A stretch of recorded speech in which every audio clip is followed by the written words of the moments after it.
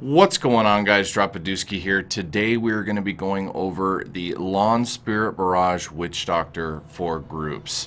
Now, I did put out a guide for the solo LoN Spirit Barrage Witch Doctor yesterday, which goes in detail about all of the gear. I will go over the gear in this one, but I'm going to keep it short and sweet and emphasize the differences between the group setup and the solo setup, and go over a little bit of the gameplay with you guys. So let's go ahead and jump over into the gear and the play style.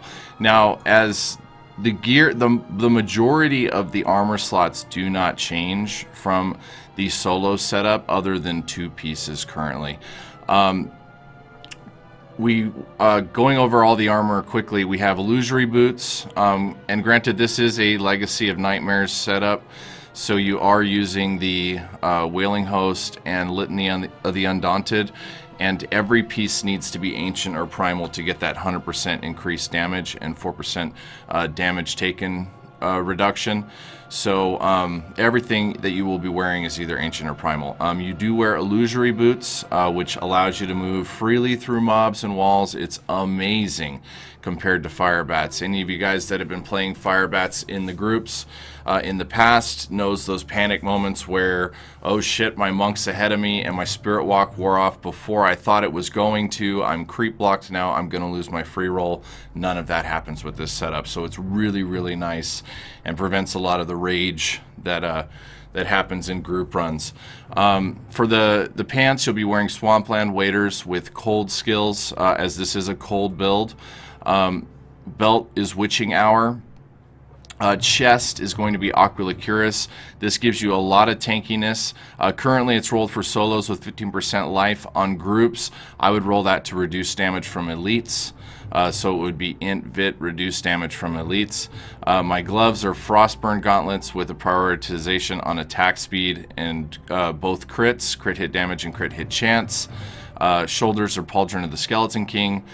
Your bracers are going to be Lakumba's Ornaments, as they are standard for almost all Witch Doctor builds, with cold prioritization on those, cold and crit. And then you'll also be wearing a Hellfire Amulet with one of the 5 passes, and we'll go into the group passives here in a second. Now, the primary setup for this build is going to be using Andariel's Visage. So the optimal setup for Helm will be Andariel's with the Mask of Joram cubed for the increased pet damage to get that maximum 100%, and also to benefit from cold here.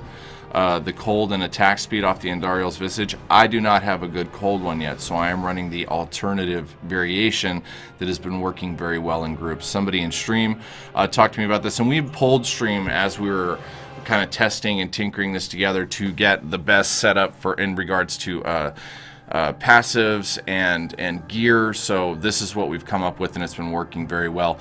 You would have Andariel's Visage on and cube Mask of Joram. Right now, if you only have a good Mask of Joram, you can wear Mask of Joram and cube Ancient Parthenon Defenders. Now you can pick what you can cube, but with Ancient Parthenon Defenders, the damage reduction is being procced by your monk, by your barb. You are super, super tanky with this variation, with this setup. So, I mean, I've been in, hundreds, 100 plus. I'll die. Not super often on fire bats, but pretty regularly. With this one, it's almost never. So as long as you're set up and with the monk in Sanctuary with this APD variation, you're gonna be basically unkillable in a lot of instances. On the rings, I briefly touched on what they were, but you're going to be prioritizing either attack speed or weapon damage with crit. Both of these do not have the optimal setup, but they're the best ones I have Ancient. So as I go forward, I'll be looking for better rings. Now, one of the other variations that you'll see from the solo setup versus the group setup is in the group setup, you use Vu's Juicer. Now, Vu's Juicer does have a lower attack speed output. So Barber is one of the highest attack speed, if not the highest attack speed items in the game, which is really good for Spirit Barrage. But Vu's Juicer comes with a Spirit Barrage damage increase as a passive ability, and this goes all the way up to 60%. So your God roll Vooz is a high damage roll, percent damage, attack speed, and then 60% Spirit Barrage, which is a 60% increase to your primary damage output. Then in that scenario, you cube the Barber for the explosion, and you do mega damage. On the offhand, you're going to be using Gazing Demise, which is the same as the solo setup. You're prioritizing crit hit chance and Spirit Barrage damage. The ideal one, or at least the one that I've been looking for, would also have Vitality here, as any survivability you can get from this is better. But for now, I would take crit hit chance and Spirit Barrage over Vitality any day of the week. So this one I feel is very good. You can get a better one, and I'm going to be planning on getting one as the season progresses. So I think that is everything on the variance between the solo and the groups in regards to gear. Also, you have the Ring of Emptiness here, as it's the main reason that this build works so well. You have your Spirit, you have the Haunt and Locust Swarm on your bar, which gives you that 300% increased damage to Spirit Barrage as you're running through the Rift. Now let's go over the abilities. Haunt Poison Spirit, which gives you the 20% increased damage to everything haunted. It's very good, and you don't have any problems with mana when you have Rush of Essence, so you can use Poison Spirit. Spirit Barrage Phlebotomize, which is your primary damage output other than the Barber explosions, which is cold. Locust Swarm, Cloud of Insects. If you are super tanky in certain scenarios like speed farming, you do not have to take Cloud of Insects. You could take Pestilence, or pick one of the other passives, but I like to keep Cloud of Insects because I like getting a free roll at the end of the run. So I keep it on all the time, and I haven't tried any of the other passives heavily for testing. Spirit Walk Severance. There is a 100% YOLO build here that gets rid of Spirit Walk, takes zombie dogs. Let me look through here. There is the one that increases damage to everything.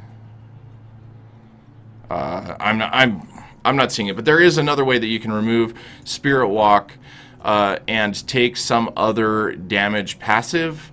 I don't like to do that. I prefer to just keep Spirit Walk because it gets you out of hairy situations where, even though you can not be blocked by walls or minions, if you dip too low, or there's range damage, or you're not synergizing well with your monk in regards to moving from pull to pull, it's just good to have on your bar. So you can mess with this if you feel like you don't need Spirit Walk, and look through other passive abilities to grab something that's going to increase your damage even more, but I like to take Spirit Walk. Soul Harvest Language, which does give you survivability. You are only going to be running around with 5 Soul Harvest stacks, not 10, because this build does not utilize the Sacred Harvester, but it's still super helpful for keeping you alive, and also gives you 3% intelligence for each stack. It's just standard for every Witch Doctor build out there.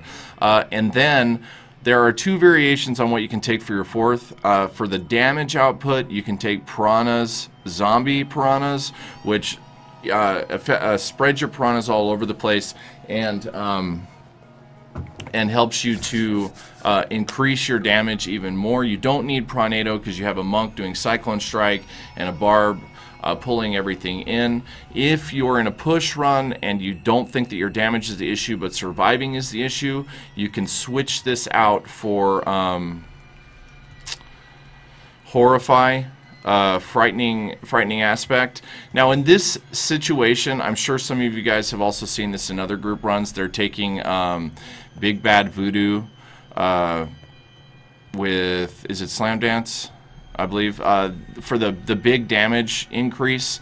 I do not take, with this setup, Grave Injustice, which means that it's down almost all of the time because of the mega cooldown on that ability. So with this setup, I do not take that specific skill because I think that this optimally does more damage for the group, other than those bursts of damage that I get from that when I'm running. In 2s or 3s, I think you can take that with Grave Injustice, and it's better for those, but for 4-mans, I like to run this setup. For my passive abilities, I have Swampland Attunement, Creeping Death, Gruesome Feast, which gives you mega damage. You use this on Firebats as well, and then Rush of Essence, and my Hellfire passive is Confidence Ritual. You're gonna want a Hellfire for this. I wouldn't be running this without it. You could take Cold or Lightning Resistance or Eye of Etlik, but in that scenario you would have to drop one of the passives and kind of tweak this whole setup. So this setup is based around having a Hellfire with one of those 5 passives. That's pretty much all we're going to dive into with this. I will go over a few things that are still very similar with the solo setup.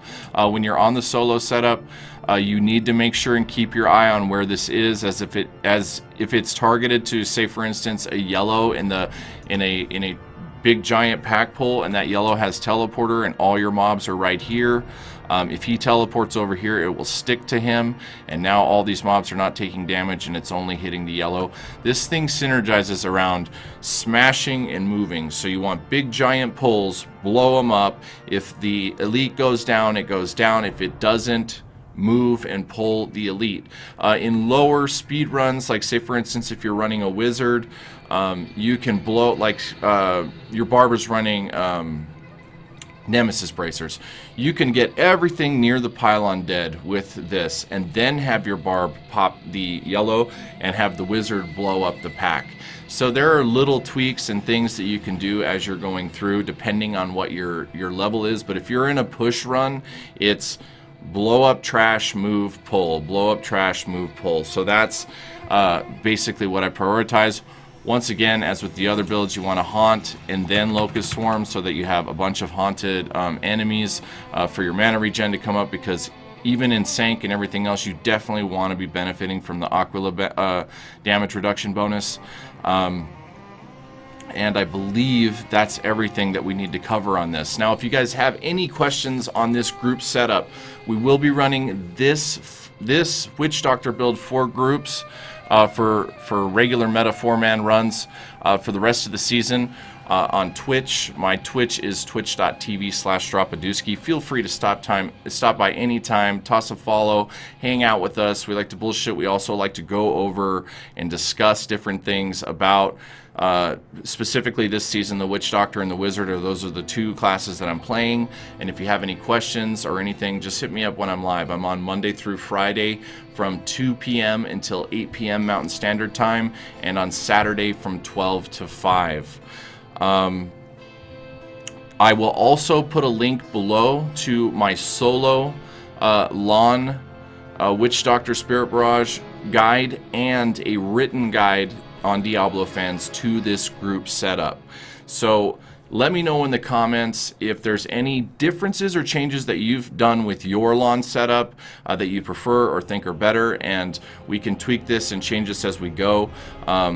This is something that we've been seeing on pretty much all of the servers now, but it's been fairly recent, so there's a lot of, you know, different things in regards to what groups are doing, and I think they're pinpointing the best stuff. But this is the stuff that we pulled from stream that seemed to be the best optimal for group setup so far, and I'm really excited to get this setup fully augmented and really test it out in push runs. So everybody, have a good day, good luck in the grifts.